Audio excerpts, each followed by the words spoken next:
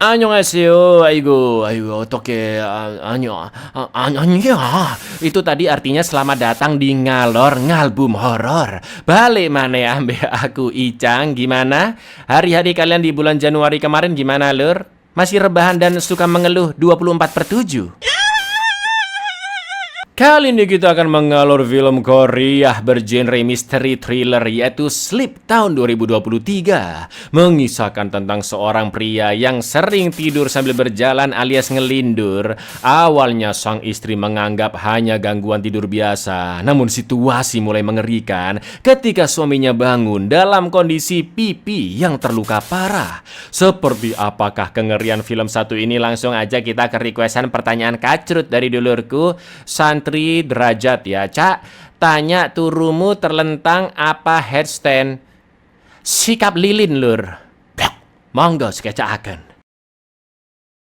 Yoonsu dan Sujin, atau biar nggak kebalik kita panggil Sujin pakai nama aktrisnya aja yaitu Yumi, Lur. Mereka berdua adalah pasutri asal Korea Selatan yang belum lama menikah. Yoonsu berprofesi sebagai aktor yang cukup terkenal sampai mendapat piala penghargaan, sedangkan Yumi bekerja kantoran. Mereka memiliki seekor anjing peliharaan bernama Pepper dan sekarang Yumi sedang hamil.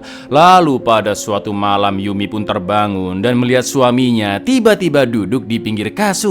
Dalam kondisi masih tidur, Yoonsu mengatakan jika ada orang di dalam. Namun tiba-tiba terdengar suara hentakan pintu yang cukup keras dari luar kamar. Yumi pun berusaha membangunkan Yoonsu, tapi karena nggak sadar-sadar, Yumi terpaksa mengecek sumber suara itu sendirian. Dan ternyata adalah bunyi pintu yang tidak bisa tertutup rapat karena keganjil sendal. Tapi selanjutnya ada satu barang di atas mesin cuci yang tiba-tiba jatuh. Dan inilah Turu.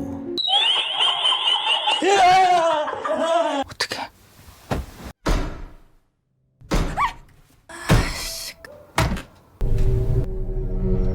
거기서 뭐해?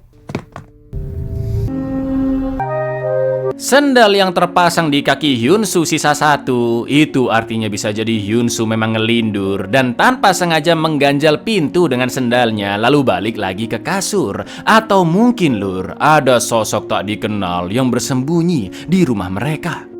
Besok paginya Yoonsu pergi duluan untuk syuting. Namun ketika Yumi akan berangkat, dia pun didatangi oleh tetangganya yang belum lama pindah di lantai bawah bernama Minjung, menggantikan seorang kakek-kakek yang sebelumnya tinggal di sana, sebut saja Pak Ijo, Lur. Sebagai tetangga baru, Minjung memberikan makanan ke Yumi dan mengatakan jika dia sering mendengar suara berisik di tengah malam selama 1 minggu terakhir. Bahkan sesekali juga ada suara teriakan. Jelas Yumi tidak akan mengaku jika itu suaranya saat beraselole, ya kan? Dan Yumi hanya meminta maaf kepada Minjung. Namun Yumi merasa aneh dan curhat ke suaminya sepulang kerja karena Minjung mendengar suara berisik selama 1 minggu. Padahal mereka nggak aselole tiap malam, ya kan, Lur? Lalu ketika sudah pulang ke rumah, Yumi membahas tentang kata-kata Yoonsu saat dia ngelindur, yaitu ada orang di dalam. Dan setelah diingat-ingat, kata-kata itu adalah salah satu dialog di filmnya Yoonsu. Sebelum tidur mereka berdua juga sempat menonton film yang diperankan oleh Yoonsu. 일주일 내내래. 하여튼 우리나라 꼭 붙여야지. 마카롱 이거 인정해버린 것 같아서. 누가 들었어? 그럼 그냥 다시 자버려. 에이 나왔다.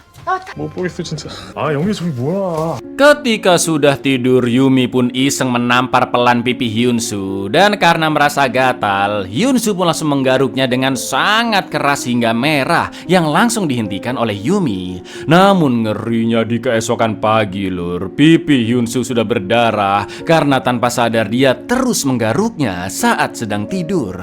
Yumi pun langsung mengobatinya cepat-cepat karena Yoonsu sudah terlambat berangkat syuting. Namun ketika suaminya sudah pergi, Yumi pun terkejut karena menemukan jejak kaki dari darah menuju ke kasur dan terlihat Pepper yang ketakutan di bawah sana. Kemungkinan semalam Yoonsu ngelindur sambil mengejar-ngejar Pepper karena terdapat bercak darah tangan di sana, Lur. 왜 그래? 일어나. 촬영. 일어나. 이게 뭐야? 이거 병원부터 가자. 그치? 가자, 일로 와. Yumi pun khawatir dengan kondisi suaminya dan mulai cari-cari info untuk membawa Hyunsu konsultasi ke dokter. Di lain sisi karena luka di pipinya, sayangnya peran Hyunsu dibatalkan dan diganti aktor lain, dan karena itulah Hyunsu berniat ganti pekerjaan menjadi agen properti. Namun Yumi terus menyemangati agar jangan putus asa dan tetap melanjutkan karirnya sebagai aktor. Lalu ketika Hyunsu sudah tidur, Yumi pun memasangkan sarung tangan masak ke suaminya agar tidak berdarah jika dia garuk-garuk lagi. Namun tak lama kemudian Hyunsu kembali ngelindur dan kali ini dia makan makanan mentah dari kulkas seperti daging, telur secangkang-cangkangnya sampai ikan mentah lur. Tatapan Hyunsu benar-benar kosong dan sama sekali tidak menggubris Yumi yang berusaha menyadarkannya. Tapi Hyunsu sempat terdiam dan menoleh ke arah Pepper yang menggonggong. Lalu tiba-tiba 오빠! 오빠 잠깐! 오빠! 왜 이래!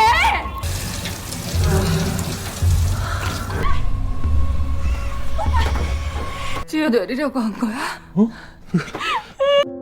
Keesokan paginya Yumi langsung memasang teralis di tiap jendela termasuk balkon untuk mencegah suaminya bundir saat ngelindur. Lalu ibu Yumi yang sebut saja Painem datang ke rumah untuk mengecek kondisi anaknya, dan setelah mengetahui cerita ngelindur Hyunsu, dia menyarankan Yumi untuk konsul ke seorang dukun bernama Haegung serta memberikan kertas segel goib yang dipercaya bisa mengusir Saiton juga menyembuhkan Hyunsu jika ditaruh di bawah kasurnya lur. Jelas Yumi tidak percaya dukun-dukunan dan menolak menggunakan segel tersebut. Di lain sisi setelah berobat ke rumah sakit, menurut dokter gangguan tidur yang dialami Hyunsu masih cukup normal dan bisa disembuhkan.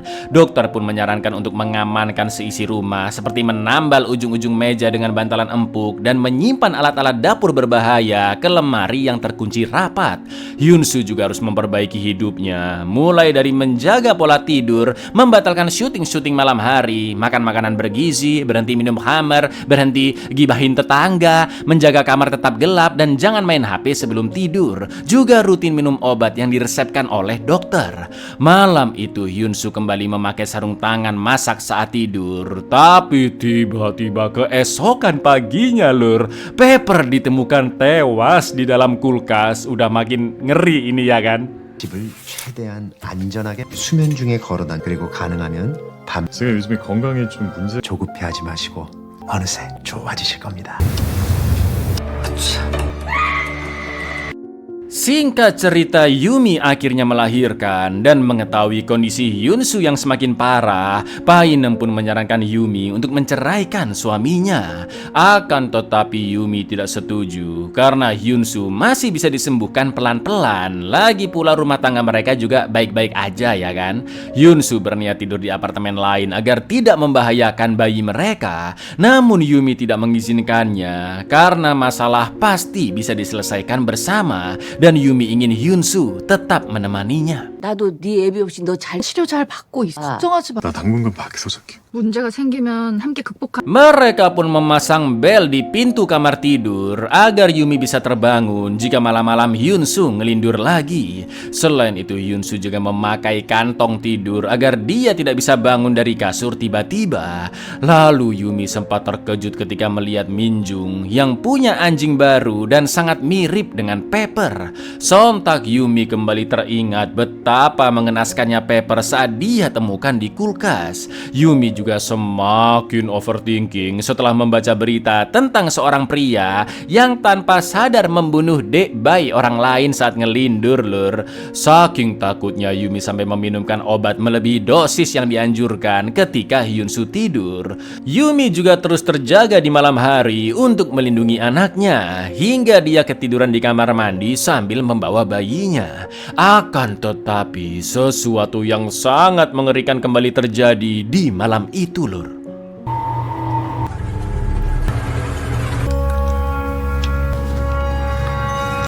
괜찮아. 엄마 여기 있네. 괜찮아.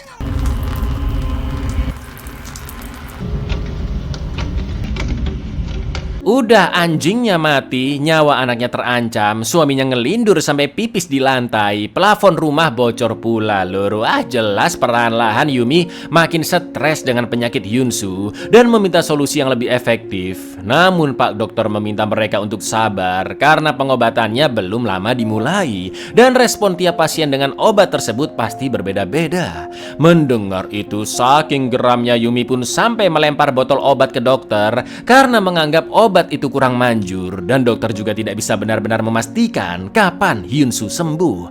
Di tengah situasi yang serba mumet, Yumi masih mendukung suaminya meski terkadang dia juga tantrum. Yumi tidak membolehkan suaminya tidur di mobil dan untuk sementara Yumi beserta bayinya akan tidur di ruang tengah sedangkan Hyunsu tetap di kamar, namun pintunya bisa digembok dari luar agar Hyunsu tidak membahayakan mereka.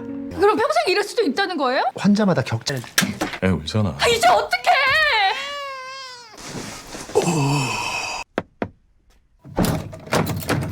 잘 자.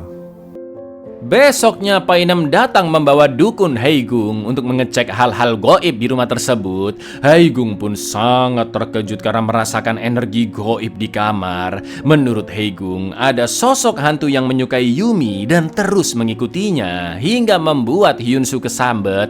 Hantu itu ingin hidup berdua dengan Yumi tanpa ada suara yang mengganggu dari bayi maupun dari seekor anjing.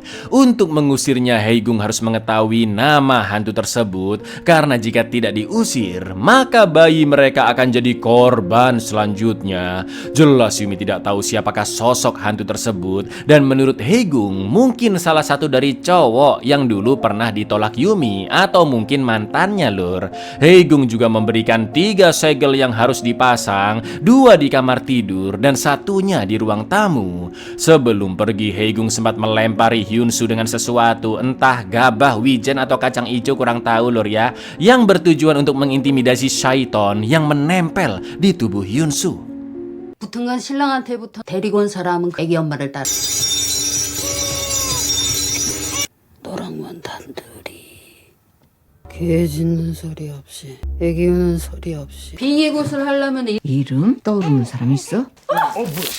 그쪽도 슬슬 금방 데리러 갈 거니. Hyunsu sama sekali tidak percaya dengan dukun-dukunan, sementara Yumi penasaran dan mencari tahu apakah ada mantannya yang sudah meninggal. Namun setelah dicek sosmednya, mereka semua masih hidup lur. Selain itu Yumi sempat menemukan batu kecil di dekat bantal bayinya. Akan tetapi Yumi mulai curiga dengan Pak Ijo setelah Hyunsu mengatakan jika kakek itu sering protes soal suara anjing dan sepertinya menyukai Yumi. 정말 귀신이면 그 나 만나기 전에 만난 그 인간. 전부 살아있어. 날 좋아했어. 너무 좋아했어. 어디에서 뭐 이게 이렇게 시끄럽고. 우리한테도 엄청 뭐라 그랬잖아. Keesokan paginya Yumi bertamu ke apartemen Minjung dan memberikan sisa makanan anjing yang dia punya. Di sana Yumi sempat melihat plafon ruang tamu yang baret-baret dan bertanya apakah Minjung kenal dengan Pak Ijo, kakek yang dulu tinggal di apartemen itu. Ternyata lur, Pak Ijo adalah ayah kandung Minjung yang sudah meninggal dan dia bernama Park Chun Ki. Ya, Yumi pun yakin jika suaminya ngelindur karena kesambet arwah dari Chun Ki yang telah meninggal. Dan karena sudah mendapatkan namanya, Yumi sekarang bisa mengusir arwahnya. 좀 힘들게 굴었죠. 많이 시달리셨어요? 아버지 이름이 뭐예요? 할아버지 죽었는데? 여기서. Semalaman Yumi tidak bisa tidur memikirkan kata-kata dukun Haegung bahwa setelah menyingkirkan Pepper, arwah itu ingin membunuh anak mereka. Bahkan saking ketakutannya Yumi baru bisa tidur pagi-pagi. Itu pun mimpi buruk tentang anaknya yang tiba-tiba dia temukan di tempat sampah. Sontak Yumi langsung terbangun dan mencari anaknya. Tapi karena tidak ada di kasur bayi, Yumi yang overthinking sampai mengira anaknya sudah direbus padahal Hyunsu sedang sedang menggendongnya, Lur. Yumi yang sepaneng pun nekat menghantam Hyunsu hingga pingsan, lalu mengikat kaki beserta tangannya dan menodongkan pisau dapur. Yumi berteriak ke Chunki yang dianggap sedang bersembunyi di tubuh suaminya. Terlihat emosi Yumi sedang tidak stabil dan Hyunsu pun memberitahu jika tadi dokter sudah mengabarkan untuk memberi pengobatan yang lebih efektif.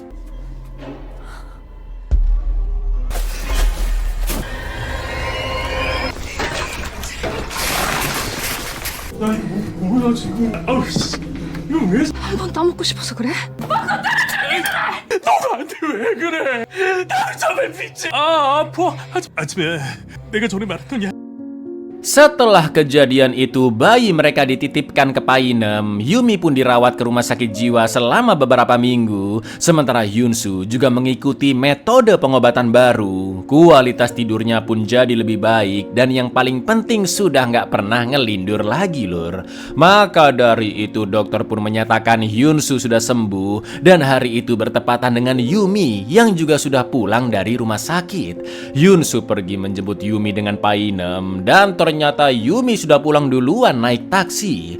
Hyunsu pun mengantar Painem ke rumahnya, juga menitipkan anaknya semalam lagi, dan barulah dia OTW pulang ke apartemen. Akan tetapi Hyunsu sangat terkejut melihat seisi rumahnya sudah dipenuhi oleh segel-segel goib. Krik, bukannya makin waras makin gendeng kayaknya si Yumi ini, Lur. 갈게. 가보겠습니다.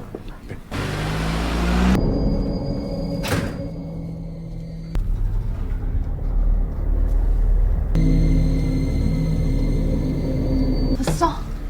왜 이렇게 늦었어?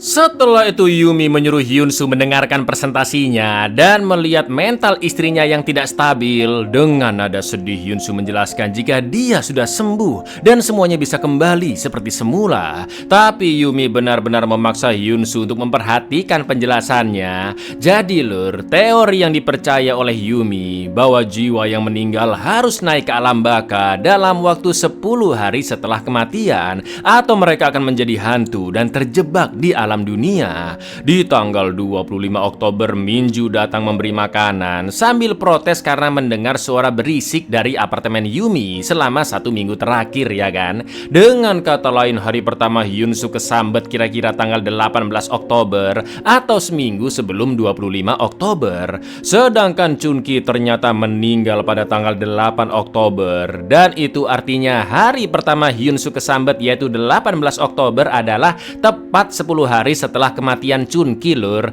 Dan Chunki yang sudah menjadi hantu akhirnya merasuki Hyunsu. Selain itu Yumi juga sudah mengecek naskah film Hyunsu dan dialog yang dikatakannya adalah ada orang di dalam gedung, bukan ada orang di dalam. Yumi beranggapan kata-kata itu menunjukkan Hyunsu yang tanpa sadar merasa ada sosok yang merasukinya.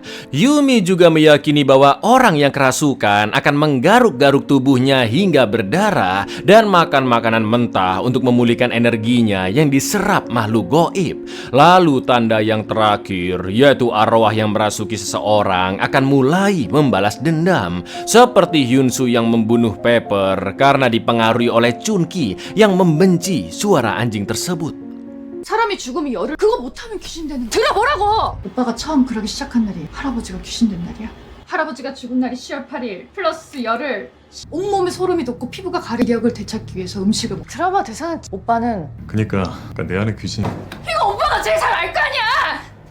Hyunsu mengatakan bahwa sekarang tidak penting dia percaya atau tidak karena sekarang dia sudah sembuh. Namun Yumi menjelaskan bahwa di hari ke-49 kematian Chunki alias tanggal 26 November, secara diam-diam ketika Hyunsu tidur, Yumi, Painem dan juga Haegung melakukan ritual pengusiran Saiton. Namun menurut Haegung, saat itu Chunki menolak pergi ke alam baka yang akhirnya Haegung menggambarkan segel khusus di punggung mendukung Hyunsu untuk melindunginya dari arwah Chunki selama 50 hari ke depan. Maka dari itu, saat Hyunsu mendapat pengobatan baru, dirinya merasa baik-baik saja dan tidak pernah ngelindur karena kemarin adalah hari ke-50 pembuatan segel. Itu artinya malam ini Chunki akan kembali merasuki Hyunsu. Selain itu, karena esok hari adalah hari ke-100 kematian Chunki, Yumi pun percaya kata-kata Haegung bahwa arwah Chunki akan menguasai tubuh Hyunsu selamanya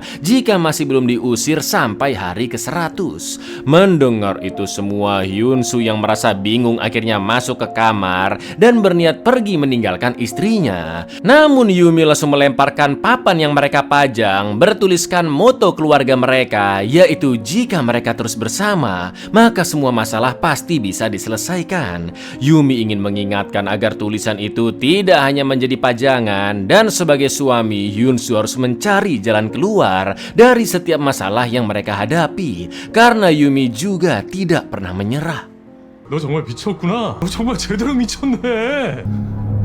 어제가 세계 찢다고 오빠한테 다시 붙었을. 문제가 생기면 함께 극복하는. Hyunsu akhirnya mau mengikuti keinginan Yumi, dan Hyunsu pun disuruh membuka kulkas untuk melihat anjing peliharaan Minjung yang sudah tidak bernyawa. Sontak Hyunsu pun muntah dan dia sangat terkejut melihat Minjung yang tangan kakinya terikat serta mulutnya dilakban. Tiba-tiba Yumi menyeretnya keluar dan akan membunuh Minjung dengan mengebor endasnya. Yumi melakukan ini untuk mengancam Chunki agar segera pergi dari tubuh Hyunsu. Minjung pun sangat amat ketakutan dan dengan paniknya dia juga menyuruh Chunki untuk segera keluar dari Hyunsu. Yumi pun berjanji akan melukai Minjung jika Chunki sampai berani mencelakai anaknya. Yumi juga terus memperhatikan jam yang menunjukkan pukul 12 kurang 15 menit karena Yumi percaya arwah Chunki akan menguasai Hyunsu seutuhnya ketika hari sudah berganti dan besok adalah hari ke-100 kematian Chunki, ya kan? Untuk memancing Chunki keluar, Yumi pun akhirnya nekat mulai mengebor endas Minjung, lur. Dan yang terjadi, 제발 그냥 가. 안 그러면 내가 죽어. 아빠, 내가 사도 꼬박꼬박 지내. 왜 그래 진짜? 오빠였어? 알았다고 미친년아. 가면 되잖아. tiba-tiba tubuh Hyunsu seperti dirasuki oleh arwah Chunki dan dia langsung menghentikan Yumi. Hyunsu mengatakan jika dia akan pergi serta menyuruh Minjung pindah dari apartemen tersebut. Hyunsu pun bangun dan berjalan layaknya kakek-kakek, lalu sempat marah-marah ke foto Hyunsu dan Yumi karena Yumi telah memilih suami yang bodoh. Setelah itu dari POV atau sudut pandang matanya Yumi, lur, dia melihat sosok bayangan keluar dari tubuh Hyunsu sampai akhirnya 웬만한 의사가 세상에 또라이들이 너무 많아. 갑시다. 이런 놈이 뭐가 좋다고 진짜. Iya, Hyunsu mengaku jika Chunki sudah pergi dari tubuhnya dan semuanya sudah berakhir. Betapa bahagianya Yumi melihat suaminya sudah kembali normal dan waktu juga masih menunjukkan pukul 12 kurang. Akan tetapi, lur, kemungkinan besar apa yang dilakukan Hyunsu barusan hanyalah akting belaka karena dia adalah aktor yang cukup profesional, ya kan? Hyunsu sengaja berakting seperti itu untuk mengikuti permainan Yumi, untuk membuat Yumi percaya jika arwah Chunki benar-benar keluar dari tubuhnya karena mental Yumi sudah terganggu akibat overthinking dengan penyakit suaminya. Bisa disimpulkan Hyunsu memang hanya mengidap gangguan tidur saja, lur, karena sering begadang untuk syuting. Namun semua itu tidak lagi menjadi masalah karena pada akhirnya Yumi percaya Hyunsu kembali normal dan pernikahan mereka juga tetap bisa dipertahankan. 갔어. 진짜 갔어. 오빠, 다 극복할 수 있어.